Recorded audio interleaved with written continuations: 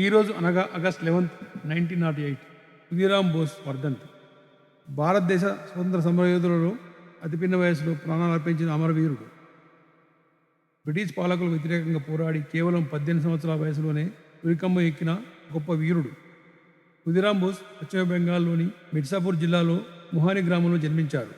చిన్నతనంలోనే తల్లిదండ్రులను కోల్పోవడంతో ఆయన మేనత్త దగ్గర పెరిగారు.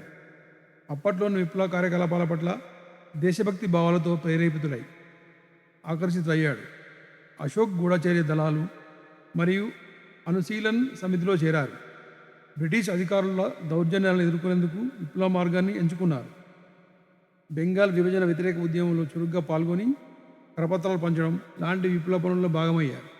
డగ్లస్ కింగ్స్ ఫోర్స్ అనే బ్రిటిష్ మెజిస్ట్రేట్ను అంతం చేయాలని ఖుదీరాం బోస్ మరియు ఆయన స్నేహితుడు నిర్ణయించుకున్నారు. ఏప్రిల్ 30, 1908 ముజఫర్పూర్లో కింగ్స్ ఫోర్స్ వెళ్తున్న బండిపై బాంబు దాడి చేశారు. అనుకోని విధంగా ఆ బండిలో కింగ్స్ ఫోర్స్ లేడు. అందులో ఉన్న 2 బ్రిటిష్ మహిళలు మరణించారు. ఈ ఘటన తర్వాత బ్రిటిష్ పోలీసులు ఖుదీరాం బోస్ను అరెస్ట్ చేశారు. కోర్టు విచారణ సమయంలో ఆయన ఏమాత్రం భయపడలేదు. తాను చేసిన పనిని ధైర్యంగా అంగీకరించారు. ఆగస్ట్ 11, 1908 ముజఫర్పూర్ జైల్లో ఆయనను బ్రిటిష్ ప్రభుత్వం ఉరితీసింది. పొయ్యకు వేలాడేటప్పుడు ఆయన చేతిలో భగవద్గీతను పట్టుకొని పెదవులపై చిరునవ్వుతో ఉరితాడును ముద్దాడాడు.